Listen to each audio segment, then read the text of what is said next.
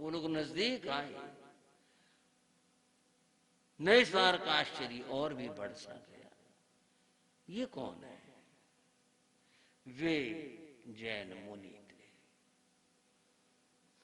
जैसा जैन मुनियों का वेश होता है, तो वे थे। उसने पहली बार देखा जैन मुनियों को। मुनि भी उसी की ओर बढ़े आ रहे थे, चले आ रहे थे। मुख पर मुखवस्त्रिका थी, श्वेत परिधान, रजोवर्ण जो भी होता है जैन मुनि का वेश। और कुछ देर के बाद वे मुनि साधु उसके समीप आ गए।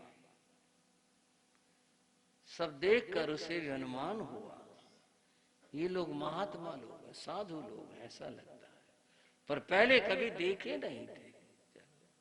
साधु को देखा, सहजी नमस्कार किया। संतों ने उस व्यक्ति से पूछा, भाई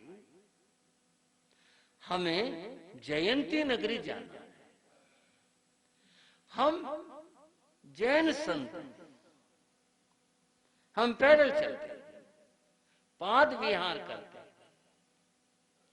हम दूर से आ रहे हैं, हम रास्ता भूल गए और यहां जंगल में हम भटक रहे हैं। तुम हमें नगरी का रास्ता बताओगे? अच्छा अच्छा, आपको जयंती नगरी जाना? हाँ जी, बता देता हूं। ये जो रास्ता है, बस इस रास्ते आप चले जाना, और कोई इधर उधर रास्ता फटे आपने कहीं नहीं जाना है, आप सीधे इस रास्ते पर चलते रहना। अच्छा भाई। बंधुओं, इस बात, इस कथा में एक और कड़ी जुड़ती। कुछ देर पहले नए सार की धर्म पत्नी भोजन लेकर आए थे। ऐसा ही होता है, खेतों में भोजन पहुंचाया जाता है, और भी जो कर्म कर होते हैं, इनका भोजन घर से इसी तरह से जाता है। वह लेकर आई थी, भोजन रखा हुआ था, अभी तक उसका वितरण नहीं हुआ था। नए सार के मन के अंदर एक भाव आया। अब ये भावों की दुनिया शुरू होती है। लहरें पानी में उठती हैं और तिरोहित हो जाती हैं, फिर उठती हैं। इसी तरह से व्यक्ति के मन के अंदर भी भावनाएं जागृत होती हैं, तिरोहित हो जाती हैं, चलता रहता है। एक भाव उसके मन में आया, ये लोग साधु लोग हैं और ये बता रहे हैं कहीं दूर से आ रहे हैं, पैदल चलते हैं, बता रहे हैं साधु लोग। इनको अगर भोजन का निमंत्रण दिया जाए तो कैसा रहेगा? मन में सोचता है, साधु हैं तो साधु लोग तो गृहस्थों से ही तो भोजन लेते हैं। ये मन में भाव आया और तब उसने संतों से प्रार्थना की। उसने कहा, महाराज आप नगर में तो जा रहे हो, नगर अभी दूर है, ये हमारा भोजन आया हुआ है, आप कुछ भोजन ले लो। संतों ने कोई एकदम से रुचि प्रकट नहीं की। कोई बात नहीं, ठीक है महाराज, भोजन तो लेना ही होता है, भोजन ले लो आप। संतों ने संकेत किया, भाई हम भोजन अगर ले भी लेंगे तुम लोगों को फिर कम रहेगा, हम ऐसा नहीं चाहते तुम लोगों को कोई कष्ट हो। हम तो नगर में जा रहे हैं, नगर में बहुत सारे घर हैं, वहां जाकर हम अपनी व्यवस्थाएं देखेंगे। नहीं कोई बात नहीं, आप ले लो, हम तो गृहस्थ हैं, चलता रहता है सब। उसने आग्रह किया, प्रार्थना की और उसकी प्रार्थना भाव पूर्ण थी, संतों ने स्वीकार कर ली। ये भावों की बात होती है। एक बार हमारे पूज्य बाबा गुरुदेव योगीराज श्री राम जी लाल जी महाराज विहार किए जा रहे थे और भी संत थे साथ में। कच्चा रास्ता था। सामने से एक बहन सर के ऊपर मटकी, मिट्टी का बर्तन सर पर मटकी रखे हुए आ रही थी।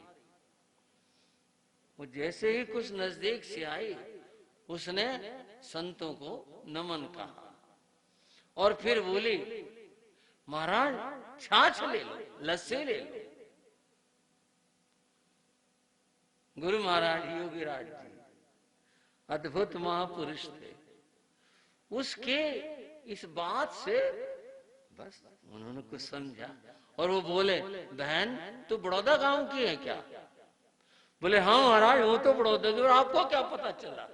बोले भाई ये बात जो तूने कही ना कि छाछ ले लो, लस्सी ले लो, ये तो वही कहेगा जो जानता होगा। बड़ौदा गांव है, कैसा गांव है जहां लोग संतों से परिचित है, इसलिए बहन मैंने पूछ लिया तुम्हें। बोले हाँ महाराज, मैं बड़ौदा की हूँ। उसने बड़ी भावना से, संतों ने कहा भी भाई खेत का मामला है, रहने तुम तो गांव में जाए। बोले नहीं महाराज, बहुत सारी है, ले लो। और उसने अपनी भावना पूर्ण की। बंधुओं, भावों की बात होती। संतों ने नए साल से आहार लिया, जैसे भी था, जो मर्यादा थी उसके अनुसार आहार लिया। आहार लेने के बाद में चलने की बारी आई। अब भावों की बात थी उसके मन में, नए सार के मन में तो आहार देने के भाव आए। संतों ने सोचा इसने हमें रास्ता बताया, ये रास्ता जाएगा।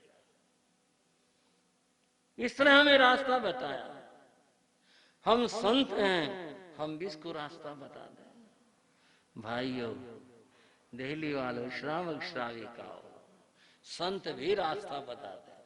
हमारा तो काम ही रास्ता बताने का है। संतों का तो काम ही यह है। संतों ने मन में सोचा हम भी इसको रास्ता बताते हैं। संतों ने उससे पूछा, भाई तुम्हारा नाम? मेरा नाम नए साल है। क्या काम करते हो? जी मैं ये काम करता हूँ, लकड़ियों से मैं चीजें बनाता हूँ, बेचता हूँ, आज भी इसी काम से आया हुआ हूँ। अच्छा,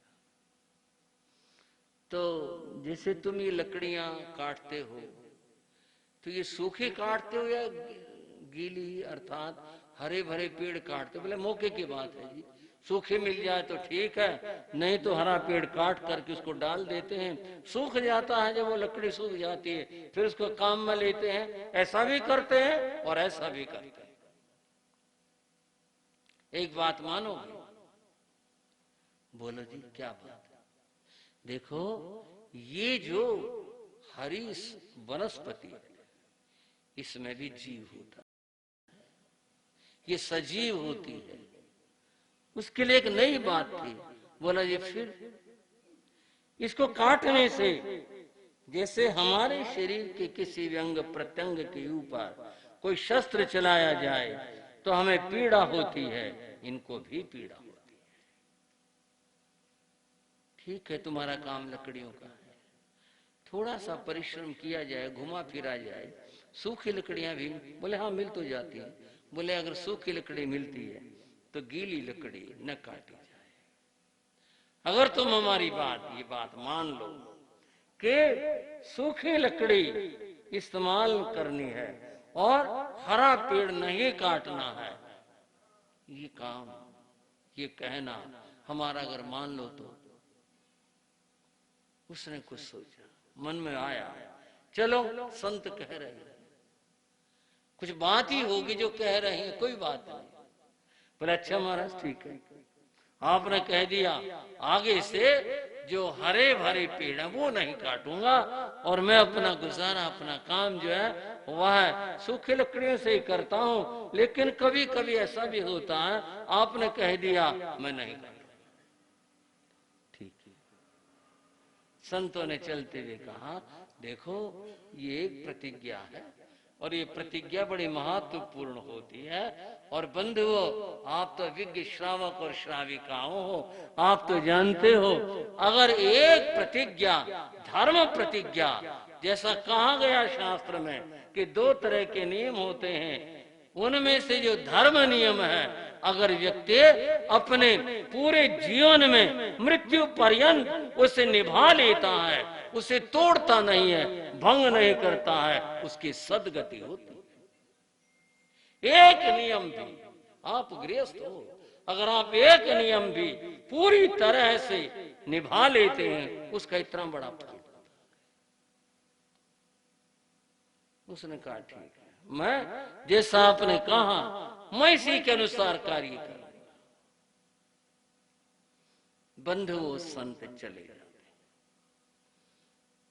नए सार के मन में खुशी का भाव रहा। आज तो संत बड़े मिले, आज तो संतों ने ऐसी बात की, चलो मानेंगे, करेंगे, इसके अनुसार ही चलेंगे, इसके अनुसार करेंगे।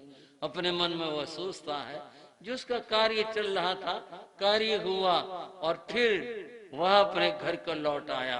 उस दिन आकर के उसने घर में भी ये बात कही और उसने कहा कि मैं संतों की बात का पालन करूंगा और जो कहा है उसके अनुसार चलूंगा। यहां से कुछ परिवर्तन आया। एक बात तो संतों का दर्शन हुआ। संतों का दर्शन बंधुओं बड़ा मूल्यवान होता है, बड़ा महत्वपूर्ण होता है। संत दर्शन हो जाए। चाणक्य ने कहा, साधु नाम दर्शनम पुण्यम तीर्थ भूता ही साधव है, तीर्थ है फलति कालीन सद्य साधु समागम। साधु का दर्शन पुण्य से होता है और साधु का दर्शन होना पुण्यों का कारण बनता है। साधु तीर्थ होते हैं, तीर्थ स्वरूप होते हैं। और जो दुनिया के तीर्थ हैं, ये तो समय के साथ अपना फल देते हैं। सद्य साधु समागम है, साधु का दर्शन और उसका जो पुण्य है वो तो तत्काल फल देने वाला होता है। इसका इतना बड़ा महत्व है। अपनी प्रतिज्ञा को याद रखते हुए वो अपना काम करता रहा। एक बार उससे सूखी लकड़ी नहीं मिली और वह जंगल में काफी घूमा भटका और एक जगह उसे एक सूखा पेड़ मिल गया। उसने वो काटा, कुछ नई तरह की लकड़ी थी, समझ नहीं आई, कुछ और तरह की लकड़ी है, कुछ खुशबू आ रही थी। और उसने उसे काट कर लाया, उसे पूछ लिया, ये क्या चीज है? वो कितना जानता था मैं नहीं कह सकता इस कथा में। पता चला कि तो चंदन है, चंदन है ये। और आगे की बात आप समझ सकते हैं। उसने चंदन को फिर चंदन के भाव से बेचा, उसे तो बहुत फायदा हो गया। उसने तो लकड़ियों का काम ही छोड़ दिया, उसको तो इतना अच्छा कुछ हो गया। और यूं पूरा जो जीवन था वह उसका धर्ममय हो गया। संतों की शिक्षा उसके जीवन को छू गई थी। अब वह उसको याद रखता है और अपना जीवन सहज और सादगी के साथ जीता। थोड़ी सी बात, ये कथा हुई, यहां तक की बात हुई। एक और कथा है। जैनों की 4 आमनाएं हैं और उन आमनाओं में महावीर के चरित्र में भी अंतर है। मैं कोई अंतर गिनाने नहीं, आनंद के लिए कह रहा हूं, कोई भेद बताने के लिए नहीं, उस बात का आनंद लेने के लिए कि यहाँ संत के दर्शन से उसका जीवन आनंदमय हो गया। दूसरी बात बता रहा हूं। एक जंगल था, जंगल में भील रहा करते। उन भीलों में एक भील था, उसका नाम पुरु था। पुरु नाम का भील था। भीलों का काम शिकार करना होता था, वो भी वही करता था। लूटना का काम होता है। और भीलों की तो प्रतिज्ञा होती है, कोई आदमी यदि हाथ जोड़ के कहे जी तुम लिए ले लो, कपड़े ले लो, धन ले लो, सारा, मुझे कुछ ना कहो, भील जैसा मैंने पढ़ा कुछ नहीं ले, हम कोई भिखारी है, हम कोई मांग रहे हैं, हम तो अपनी मेहनत करते हैं। और भील जब तक बाण उनका खून मना सन जाए कुछ नहीं लेते, ये हमारी मेहनत है। इसीलिए वो शिकार करते हैं, व्यक्ति मिल जाए उसको मारते हैं, मारने का उनको कोई जरा सा भय नहीं होता, वो तो ठीक है। पूर्व भी यही काम करता था। एक दिन वह वन में गया था, उसने एक साधु को आते हुए देखा। मैं कथाओं की थोड़ी सी समन्वय बता रहा हूं। साधु अपना सामान लेकर चलते हैं, जो भी था उनके पास सामान, उसने सोचा ये कोई भारी बड़ा सेठ है। हाँ भाई दिल्ली वालों, आप लोग सेठ हो, लेकिन साधु भी किसी दृष्टि से सेठ होते हैं। इनके पास ज्ञान की पूंजी होती है, इनके पास संयम की पूंजी होती है, आपके पास जो वैभव है उस तरह का है, यहाँ भी कुछ होता है। उसने कहा ये तो कोई बड़ा भारी सेठ है, आज बहुत कुछ मिलेगा। और वह एक जगह जो इनकी मुद्रा होती है निशाना साधने की, उस मुद्रा में बैठ गया, निशाना लगाया कि ये जब बेरिस के अंदर आ जाएगा तो मैं बाण छोड़ूंगा और एक ही में मेरा काम होगा। निशाना लगाए हुए वो बैठा हुआ। उसके पत्नी खाना देने आई थी जंगल में, पता ही था वो किधर मिलेगा कहाँ। वो आई, उसने देखा ये निशाना लगाए बैठा है, और धनुष बाण इसके हाथ में है, किस चीज को निशाना लगाया इसने, क्या? उसने देखा साधु आ रहा।